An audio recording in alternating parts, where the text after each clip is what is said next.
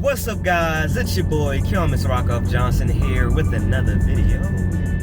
Real quick, before we get into this, let's push our problems to the side and just enjoy this time that we have with us today, enjoying and talking about this thing called life. Well, we're not going to necessarily be talking about life today.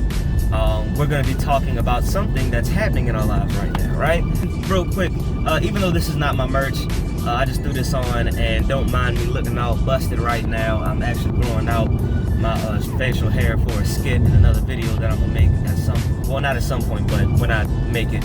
But yeah, anyway, of course you guys see the title of the video, and today we are going to get into the nitty-gritty of the new 2022 Subaru WRX, which I have a lot to say about.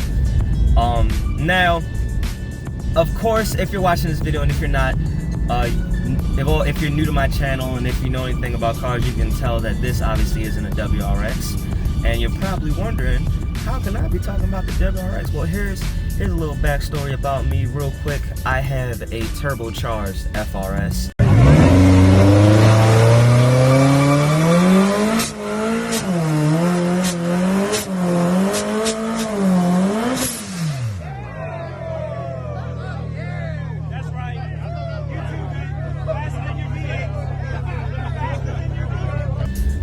I bought that car because I absolutely love and adore boxer motor cars, and I actually brought that car because I'm more rear-wheel drive biased. I love all-wheel drive cars, but I'm more rear-wheel drive biased. So when they came out with a boxer motor car that's rear-wheel drive, I'm not gonna say I jumped on it because I was between that and a couple other cars, but yeah. Prior to that, of course, I was looking to get actually a unicorn, which is the WRX STI wagon, and I still have yet to come across one. But anyway, that's, you know, quick little thing about me. If you guys want to check out any of those videos on my car, you know, you can go ahead and check them out. 500 horsepower FRs, by the way. But anyway, so now getting into the video, the 2022 Subaru WRX. It is made with a 2.4 liter boxer engine, which I am, of course, happy about, because who wouldn't love the boxer engine being in the Subaru, and they better keep a boxer engine in the Subaru. It is different now. From what I've looked up, and I've looked up all this stuff on Subaru's official website. I don't know what kind of motor is in it yet.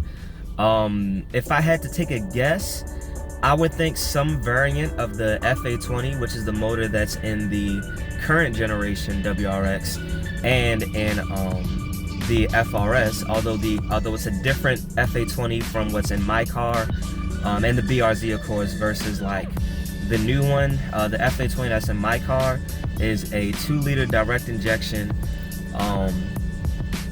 direct import injected boxer motor, where the WRX, both the new generation and the current generation that's in there, is just a direct injection motor.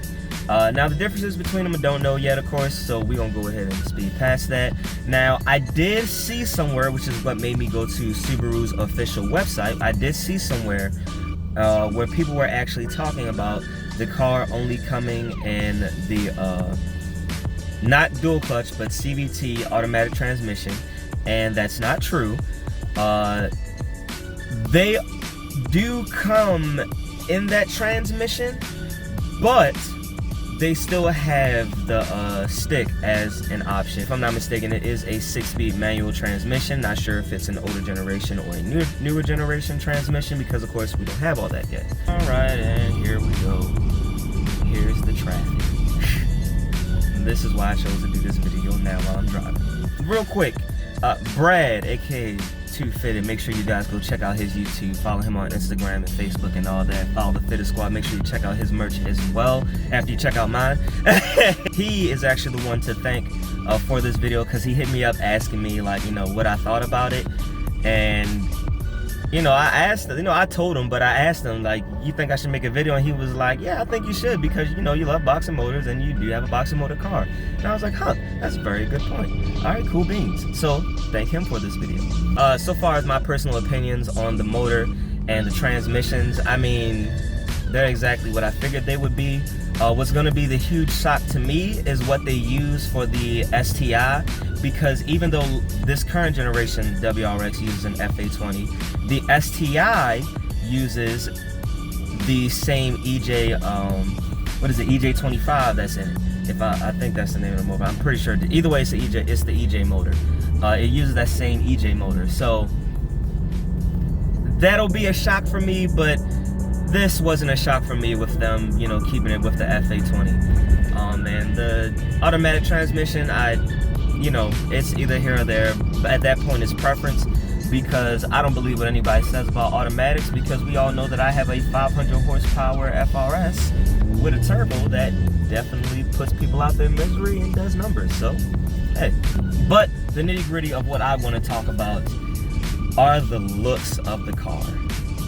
Now, I should be popping up all kinds of pictures, like, while I'm talking and everything like that, because I'm not trying to make this too ranty, but, I mean, there's no other way to put it. This car's ugly, okay? Like, well, okay, it's not ugly. And let me not say it's ugly. It is good looking for what it is, but in a world where we have mid-engine Corvettes now that, you know, are so supercar looking, like, you cannot consider, if you never considered a Corvette a supercar before, you have no choice now. Innovative electric cars like Teslas, like the Plaid that I had in my video that ran a 9.2 at 157, which is mind-blowing and bonkers. Ford, with them, you know, creating Mustangs with 10-speed automatic transmissions that just are complete, just cheap and affordable cheat codes. Oh, Nissan. Here, there's a very good one, because we just got a new Nissan 300, no, excuse me, a new Nissan Z. Of course, we wanted it to be called the 400, but who cares if it's not called the 400? And the new Nissan Z, where they mix, you know, what the pure-bloodedness of the Nissan Z, with it being a manual transmission car that's fairly affordable, with like new age technology and everything to make the car that they have now. Now, granted, we don't know how well it's going to be yet, out on the road and doing everything like that, and people modifying it, and how strong and durable it's going to be.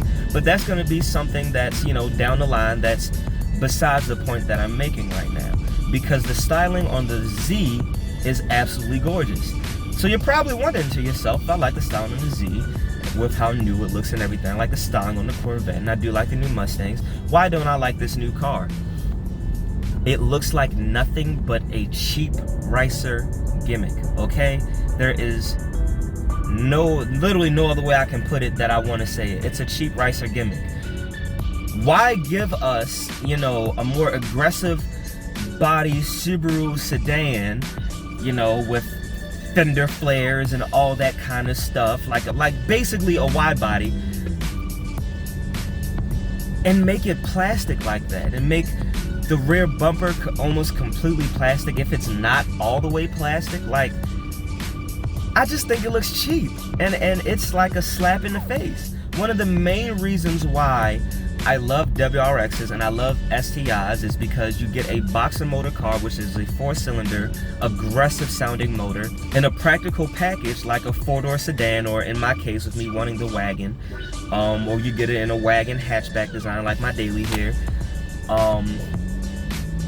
or you get it, and you know, you get it with this cool wide body, kind of like what Dodge is doing with their Challengers and Chargers, with them doing wide bodies now. That, you know, they're of course giving from the factory. You could get that with the WRX and the STIs back in the day. You can get it now, but it just doesn't look the same.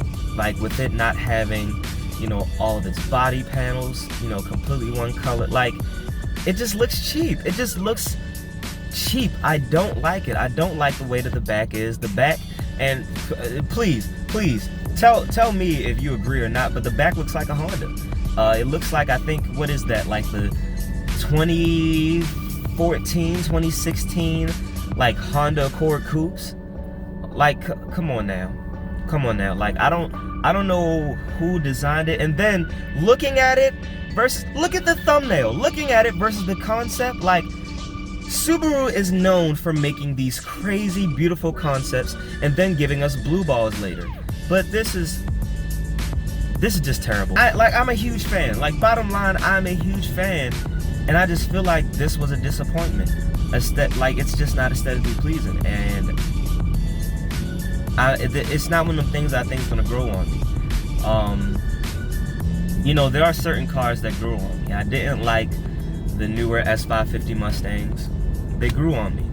I didn't like the Mach-E Mustang. That's the electric four-door Mustang, and it's grown on me since I see them more and more. At least where I am in Maryland. Not only just Baltimore, but just driving around Maryland. You know, I start to like it more and more.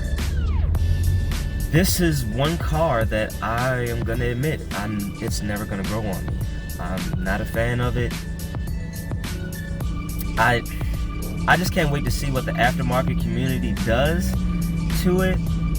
But I mean, in order for them to do anything to it, they're gonna have to, you know, get some people to actually buy the car. Like, you know, I'm sure there's some diehard people out there that, you know, they're gonna buy the car and they're gonna talk about how much they love it. I'm sure there's some people that's gonna watch this video and say, shut the f up, you don't know what you're talking about. You have a rear-wheel drive automatic FRS. You're not a real car. I don't care what you say, because first of all, I'm stamped in this industry.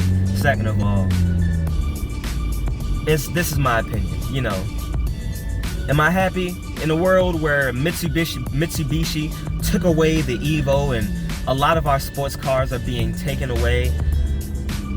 Am I happy they came out with a new one? I am ecstatic. I'm just not happy with what we got.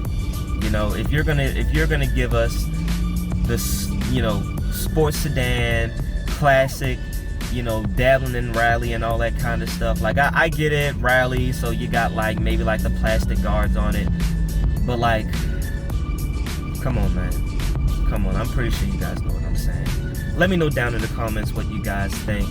I'm not gonna lie to you. I'm pretty much done my rant. That's all I basically, you know, wanted to say about this car. And honestly, I don't like making videos of me ranting, and this clip alone is 10 minutes, even though I know it's gonna get cut down because there's a lot of dead space in there.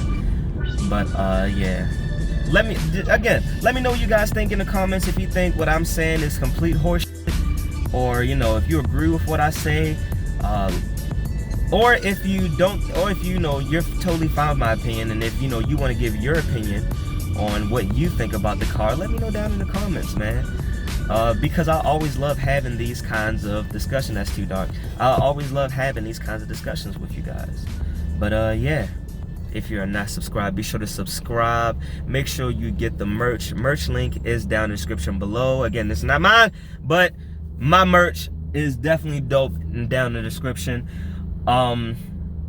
Of course, there won't be a bunch of, you know, the next video won't be a rant.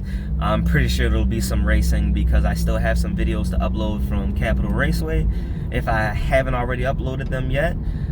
So yeah, as always, guys, you stay classy, stay positive, and have a good day.